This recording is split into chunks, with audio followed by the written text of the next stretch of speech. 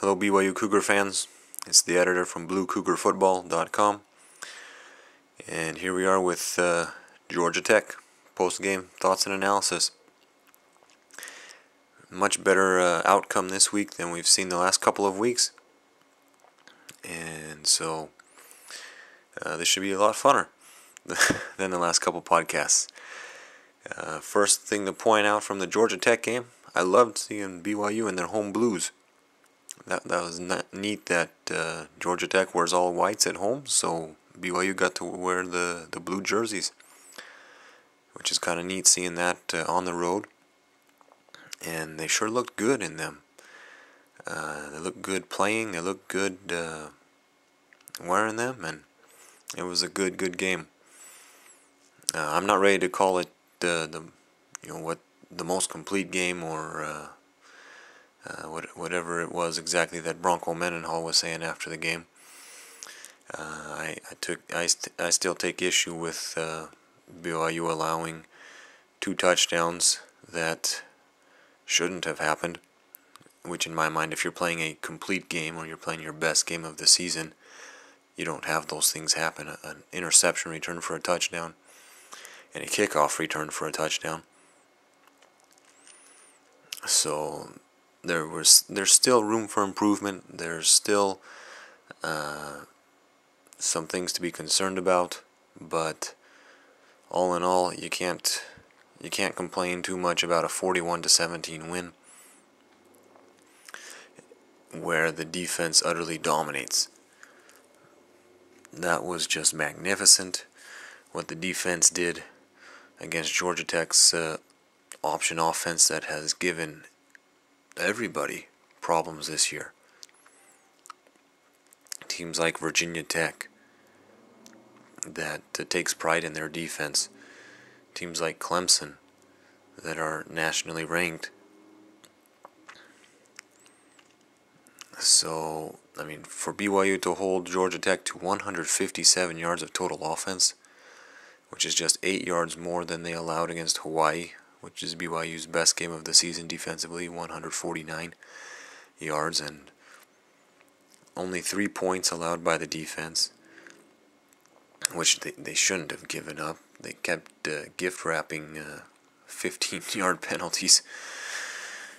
That drive that Georgia Tech got into field goal range was half penalties at least. Only 40 passing yards.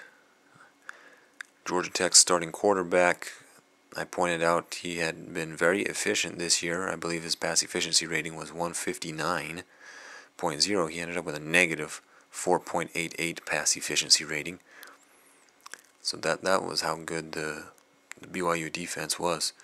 Forced them into obvious passing situations and then take advantage of that. He ended up getting benched.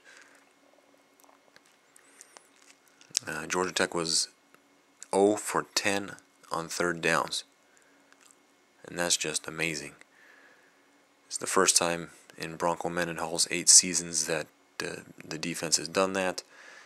I can't find anywhere where it points out the last time BYU has done that. I'm still trying to do some more research on that, but it may just be the first time ever in school history, but don't quote me on that yet.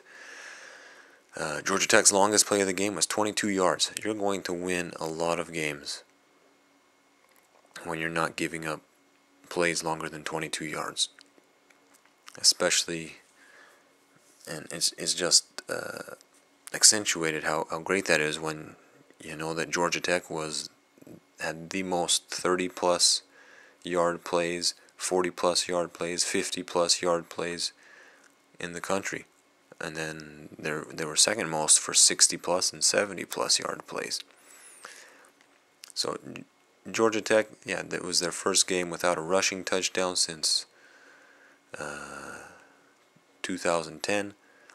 First game since 2008 without any kind of offensive touchdown. So this was a big deal what the defense did. 5 of the 53 tackles made were tackles for loss. That's almost 10% of the plays. So that's this game really the win belongs to the defense. The offense played a good game, and they did their part, scored on long scoring drives, put up points, but some of the points were set up very nicely by the defense and special teams. Which leads me to, players who stood out. Kyle Van Noy's blocked punt, his only tackle of the game was a tackle for loss. That blocked punt set up a 13-yard drive for a touchdown. Daniel Sorensen, second on the team with 7 tackles. He forced a fumble and also had his interception that he returned to the 2-yard line. So BYU had another 2-yard drive. All they had to go was 15 yards for a total of 14 points this game, and I mean that always helps. That always helps. Ezekiel Ansah, 8 tackles to lead the team, 1 sack, 1 tackle for loss. He's really looking better and better every week. Looks real good, and his NFL chances just keep rising. Remember, I pointed that out back in April. I said I thought he had a chance if he could get on the field, and he's just proven me right. And he may just end up in being a first-round pick. That's not me saying that. That's the experts that are now talking about him as a first-rounder. Also, J.D. Falslev. You can't leave him out when you're talking about standout players. 3 kickoff returns, 42, 43, and 44 yards. Amazing what he did with his first 3 kickoff returns of the season. I'm not sure that's ever been done by a BYU player either, to have all your kickoff returns in a game be 40 yards or more. Ross Apo had kind of a breakthrough game. Finally got a pass downfield, 43-yarder. That was a big catch. Took a big hit, still held on to the ball. Ended up with 55 yards, which was his best game of the season. Easily his best game of the season. And Cody Hoffman, he didn't have the most yards, 7 receptions for 69 yards, but 5 of those 7 receptions were for first downs, and that's one thing that I just love about him. Even when he's not picking up a 100-yard game or scoring a bunch of touchdowns, he is getting you first downs. So, I mean, he can get downfield and make the big play, but he's also a great possession receiver. He'll make that short grab. He'll get the first down for you and help the offense keep moving. And so that's one reason why BYU, had only 2 punts, which was great, and that's what BYU needed from the offense, was to move the ball, not punt the ball, but move the ball, score touchdowns, take time off the clock. And that's what I said. There were quite a few things that I said for this week that needed to happen or should happen to help BYU to win, and they all happened. And look what happened. BYU won by a lot of points. I said BYU needs to convert their third downs. BYU converted 9 of 16 third downs, over half. And that kept drives alive, kept the Georgia Tech offense off the field.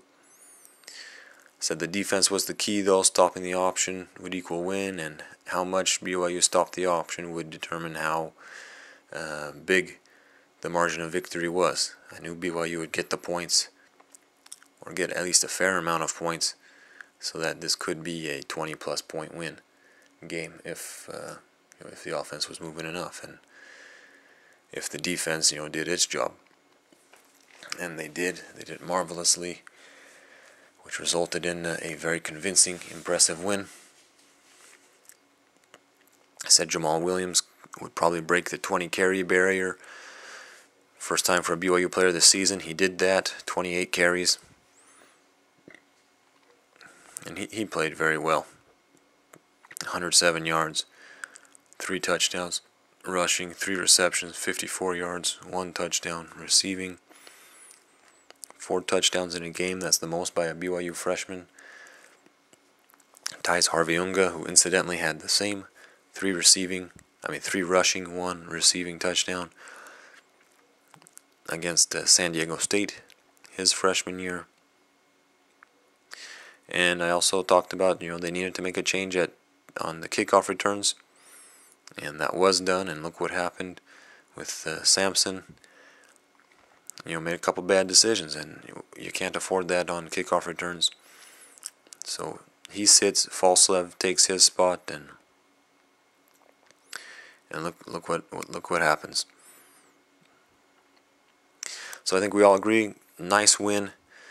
Sure wish Georgia Tech was having a better season, because now they might not even end up in a bowl game, but still, long road trip, ACC team, and BYU dominated them.